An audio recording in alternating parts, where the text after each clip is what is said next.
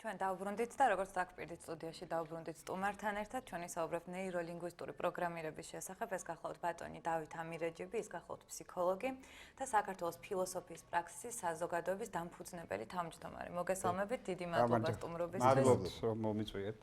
ამ თემას როცა ვამზადებდით, ძალიან ბევრი მასალა გადავიკითხე, ასე ვთქვათ, ინტერნეტში და ყველგან სხვადასხვა წყაროებში სულ სხვადასხვაგვარად არის ახსნილი. არსებობს თუ რაღაც კონკრეტული მეცნიერული კონსენსუსი, ვთქვათ, ამ NLP-ის დეფინიციაზე, ვთქვათ, შეჯერებული ერთი ახსნა როგორია და თქვენი განმარტებაც მაინტერესებს. იცით რა, NLP არის ნეიროლინგვისტური პროგრამირება, ეს არის მეცნიერება. ესე იგი, სერიოზული ფიზიოლოგიური და ნეიროფიზიოლოგიური და ნეიროფსიქოლოგიური კვლევები არის ბაზა ამ მეცნიერების. დააფუძნა, ესე იგი, ჯონ გრინდერმა, ეს ლინგვისტი გახლავთ და სანტა მონიკას უნივერსიტეტის პროფესორი ლინგვისტიკაში და ახალი მეცნიერება. რიჩარდ ბანდლერ, ეს 70-იანებიდან დაახლოებით 70-იან წლების დასაწყისში შეიქმნა. ოღონდ მანამდე, ესე იგი, იყო აი კარლ პრიბრამის და ესე იგი ძალიან ცნობილი ფიზიოლოგების, ასე ვთქვათ, ძალიან საინტერესო კვლევები, რომელიც დაედო საფუძვლად შემდეგ თვითონ ნეიროლინგვისტურ პროგრამირებას. NLP არის უფრო პრაქსისი, ანუ აი ამ დიდი ცოდნის სრულიად ახალი მიდგომების, ესე იგი ნეიროლინგვისტურ, ასე ვთქვათ, მეცნიერებაში, აი ამის დამკვიდრება პრაქტიკულ ცხოვრებაში და რაღაცა კონკრეტული, ასე ვთქვათ, რესურსების სახით აი ჩამოყალიბებული, ასე ვთქვათ, სწორედ პრაქსისი, ანუ პრაქტიკის, ცხოვრებისეული პრაქტიკის, ასე ვთქვათ, აი მეთოდოლოგია და ტექნოლოგიები. ხო, მაგრამ თეორიის, ესე იგი, სწორედ ეს კვლევები, ფიზიოლოგიური ძალიან საინტერესოა და ლინგვისტური, რომელიც აპარალელურად სიტყვა პროგრამირება არასწორად ესმით ხოლმე როგორც მანიპულირება, ხო, რაღაც სხვა ადამიანის მანიპულირება. მისი პროგრამირება, ქცევის, ხო, და ასე შემდეგ, ეს არ არის სწორი პროგრამირება, გულისხმობს იმას, რომ ჩვენ ნევროლოგია, ასე ვთქვათ, უნდა აეწყოს იმისთვის, რომ შეასრულოს რაღაც საქმიანობა. ხო, იქნება შინაგანი ინტელექტუალური საქმიანობა, იქნება რაღაცა ფიზიკური ქმედება, არა თუ რაღაცა პროექტის, ასე ვთქვათ, განხორციელება, ამას სჭირდება აწყობა, რა, ადამიანის აწყობა. ამდენად ძალიან გავს ეს განწყობის თეორია, ესე იგი ნებისმიერ საქმიანობას, მიზანდასახულ საქმიანობას სჭირდება წინასწარ აი ჩვენი ნევროლოგიური აპარატის, სხეულის, არა, ჩვენი ფიქრების აწყობა შესაბამისად, რომ მივაღწიოთ მიზანს, ხო? აქედან გამომდინარე, ეს მარტო ადამიანს არ ეხება, იმიტომ რომ NLP ესე ზოგადი, ასე ვთქვათ, ბიოლოგიური მეცნიერება არის და ის ეხება აგრეთვე ნებისმიერ ცოცხალი ორგანიზმის ქცევას. არა იქნება ეს მაღალგანვითარებული პრიმატები თუ სრულიად პრიმიტიული არსებები. რომელსაც გააჩნია ეს რესურსი, რომელიც ახსენეთ. და ლაპარაკი იმაზე, როგორ აღწევს ზოგადად ცოცხალი არსება მიზანს. ნუ რა არის მთავარი მიზანი? ის რომ გადაირჩინოს სიცოცხლე, იკვებოს, რომ ასე ვთქვათ, შთამომავლობა ყავდეს, რომ სახეობა არ შეწყდეს, გამრავლდეს, ანუ როგორც ხედავთ, ნეიროლინგვისტური პროგრამირება სწავლობს ექსისტენციურ საკითხებს, ანუ ზოგადად სიცოცხლის არსებობის, განვითარების და შენარჩუნების საკითხებს. ბატონო დავით, აი ესეთი შეკითხვა გამიჩნდა, ანუ როდესაც თქვენი რამდენიმე ლექცია ვნახე, რამდენიმე გადაცემა, სადაც მონაწილეობდით, ლაპარაკი იყო იმაზე, თუ როგორ განვაწყოთ საკუთარი თავი, ან თქვენ ასწავლით ასევე ნეიროლინგვისტურ პროგრამირებას, რამდენადაც მივიცი, როგორ განვაწყოთ სხვა იმისთვის, რომ რაღაც კონკრეტულ მიზანს მიაღწიოს. მაინტერესებს, აი ამისთვის ლაპარაკი იყო იმაზე, რომ არავერბალური და ვერბალური ქცევა ადამიანს უნდა მოვიდეს ჰარმონიაში.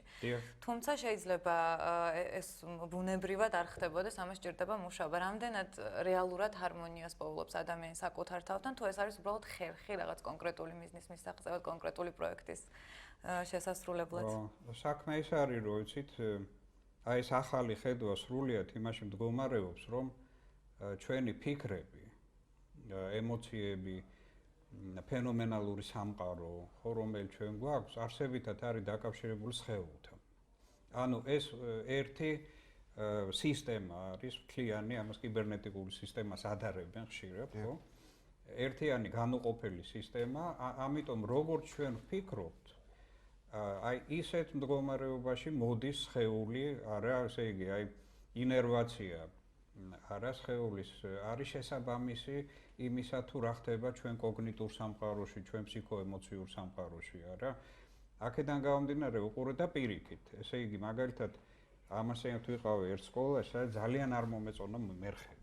იმიტომ რომ იცით რაღაცა პაწაწინა მერხი, ხელებს ვერც დადებ, წესი ერთ სკამი რაღაც მიმული მერხზე, ესე იგი, რაღაც გალიასავით არის ბავშვი და ეს ფიზიოლოგია, შეზღუდული ფიზიოლოგია, არა, აგრეთვე აი ამ ფიდბექით და უკავშირით ზემოქმედებს პირდაპირ აზროვნების პროცესზე, მეხსიერებაზე, ყურადღებაზე.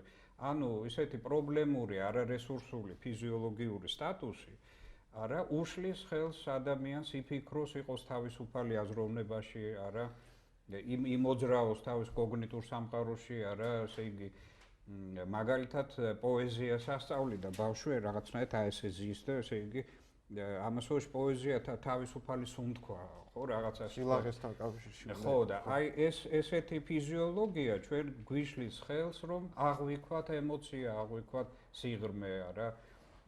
ამიტომ აი თერაპიის მეთოდებშიც იცით ორი გზა არის. ერთი არის აი body and movement therapy ეძახიან, ხო ძალიან მოდურია, ანუ სხეულზე და მოძრაობის გავლით შეღწევა, ასე ვთქვათ, აი ჩვენ ცნობიერებაში და ფსიქოლოგიურ სამყაროში. მეორე გზა არის პირიქით, ესე იგი სიტყვით, არა, რაღაცა შეტყობინებით, მაგალითად ფილმის ან მუსიკის მოსმენით art therapy-ში ძალიან ხშირად გამოიყენება, მხატვრობა, არა, მუსიკა, ბალეტი და ასე შემდეგ, ლექსები სხვა შორის, ზღაპრები ბავშვებისათვის და ასე შემდეგ. ანუ სწორედ ენით და ასე მენტალობით შეტანა გარკვეული ისეთი ხატების ადამიანს, აი ბავშვი მაგალითად, რომელიც იქნებოდა პოზიტიური ხატები, განმათავისუფლებელი, სასიამოვნო ხატი, რომელშიც შეიძლება იარო როგორ ძალიან ასე ვთქვათ, ამაღლებულ და ძალიან ლამაზ გარემოში, მაგალითად ფიზიკურად. ხატებშიც შეიძლება გადაადგილება, ხო? და ჩვენ როცა ფიზიკურ სამყაროში დავდივართ, ფაქტიურად შინაგანად აისახება ეს ვთქვათ აი ლანდშაფტი, სილამაზე, ხო, რაღაც ბუნება ასახვას პოულობს და სწორედ ეს შინაგანი ხატი მოქმედებს, ესე იგი პოზიტიურად. არა ფიზიკური გარემოს სტიმულები, არამედ ის ხატი, რომელიც მე მაქვს შექმნილი ჩემთვის ამ ბუნების შესაბამისად. არა, ეხლა მხატვარი ქმნის მაგალითად სრულიად განსაკუთრებულ ფენომენალურ ხატებს. აი ერთ და იგივე მე ვუყურებ მაგალითად აი მზის ამოსვლას და მხატვარი. ხო, მაგრამ რასაც ის დახატავს და როგორც იგრძნობს და რა ვიზუალურ, ასე ვთქვათ, ემოციურ იმაში ჩადებს, არა, სურათში. ესე იგი, მე ვხვდები, რომ იმის აღქმა ვიზუალური, არა და ფსიქოემოციური არის გაცილებით უფრო ფაქიზი, გაცილებით მეც ხედავს, ვიდრე უბრალოდ ადამიანის ფიზიოლოგიური თვალის. ანუ ეს ხატები არა უბრალოდ აღქმის შედეგია, არამედ სერიოზული შემოქმედების შედეგი. ანუ ყველა ადამიანი არის შემოქმედი. უკლებლივ ყველა. ერთი რაღაც მინდა გკითხოთ, ადამიანები, რომლებიც ასე ვთქვათ, NLP ტექნოლოგიებს ფლობენ, ამ ცოდნას ფლობენ, ხშირად ამბობენ, რომ აქვთ უნარი, ვთქვათ, ზემოქმედების კონკრეტულ ადამიანზე, ან თუნდაც ადამიანის ჯგუფზე, ხო? ვთქვათ, ეს მედიიდან იქნება, ვთქვათ, პოლიტიკიდან, აი ესეთი დიდი სფეროებიდან. ნუ ხშირ არის ალბათობა იმისი, რომ ვთქვათ, ეს ცოდნა ბოროტად გამოიყენოს ან რაღაც ანგარებით, ხო? არსებობს თუ რაღაც ახლა ჩვენთან ასე ვთქვათ, ახალი მეცნიერებაა საქართველოში, მაგრამ დასავლურ კულტურაში და დასავლურ ცივილიზაციაში თუ არის რაღაც თავდაცვის მექანიზმები, თუნდაც საკანონმდებლო დონეზე, ან თუ აი ამის პრევენციის საწინააღმდეგო ცოდნა თუ ისწავლენ. NLP-ს ბოროტად გამოყენებას ხო, აი მაგალითად აღმოსავლურ ორთაბრძოლებში არსებობს NLP-ში ესე 12 ძირითადი პრესუპოზიცია. ეს არის ბაზისური, ასე ვთქვათ, ბაზისური მოდელები და ბაზისური იდეოლოგიური, ასე ვთქვათ, აი მოცემულობები NLP-ს, საერთოდ მეტია 40-ზე მეტია, მაგრამ 12 ბაზისურია. ეხლა საქმე ისაა, რომ თუ ეს ბაზისური წარმოდგენები მუშაობს, ასეთ შემთხვევაში NLP-ს ტექნიკები შეიძლება გამოიყენო და ის იქნება ეფექტური. თუ ეს ამოცანა შენი NLP-ს გამოყენების ეწინააღმდეგება ამ ბაზისურ წარმოდგენებს, არა, იმიტომ რომ ეს უბრალოდ წარმოდგენები ძალიან საინტერესო მეცნიერული, არა, აი ესეთი რაღაცა მთლიანობითი გეშტალტური ხედვები, როგორ შეიძლება და სად შეიძლება NLP იყოს ეფექტური. საქმე ისაა, რომ ბაზისური წარმოდგენები, რაც არის NLP-ში, კატეგორიულად გრძალავენ მანიპულაციას. ესე იგი, შენ თუ გაქვს ადამიანის манипуляციის მიზანი, NLP იქნება არაეფექტური. ფსიქოეკოლოგიას ეძახიან, მე მგონი. ხო, ეკოლოგიური მდგომარეობა არის ის, როდესაც რაღაც ერთს აკეთებ, NLP-ში ასეა, ხო? ეს არ უნდა მოხდეს სხვა რაღაცა მნიშვნელოვანი რესურსების დაკარგვის ხარჯზე. ანუ ეკოლოგია მდგომარეობს იმაში, რომ თუ იგებ, უნდა მოიგო და არა თქვა რაღაცა მოიგო და წააგო შესაბამისად რაღაც. არა, ანუ ეკოლოგია ნიშნავს, რომ წარმატება უნდა იყოს მთლიანობითი და უნდა პიროვნების ყველა მხარეს ეხებოდეს და არა მხოლოდ რაღაც ერთ მხარეს და დანარჩენ მხარეს კი აი როგორც პოლიტიკაში ხშირად ხდება, ხო, რაღაცას იგებ, მაგრამ შეიძლება წააგო ქვეყანა, ხო? იგებ მაგალითად ხელისუფლებას, იგებ კარგ ცხოვრებას და დიდი ჯიპებით სიარულს და აგებ ქვეყანას, არა და აგებ ასე ვთქვათ ადამიანობას კარგავ, ხო? ასე რომ ეს არაეკოლოგიური ქმედება, ჩვენი პოლიტიკა არ არის ეკოლოგიურად აწყობილი უკვე კაი ხანია, ხო? ეს პრობლემა არის NLP-ისტური პრობლემა აგრეთვე. დიდი მადლობა. მადლობთ. ამ საინტერესო საუბრისთვის ბუნებრივია 10 წუთი არ გვეყოფოდა, ძალიან ბევრი კითხვები დავჭა, მაგრამ ჩვენ ყავს community-ის წევრები, ჩვენი მაყურებლები, რომლებსაც შეუძლიათ კითხვები გამოაგზავნონ და აუცილებლად კიდევ მოგიწევთ ამ თემას. ძალიან დიდი მადლობა მობრძანებისთვის.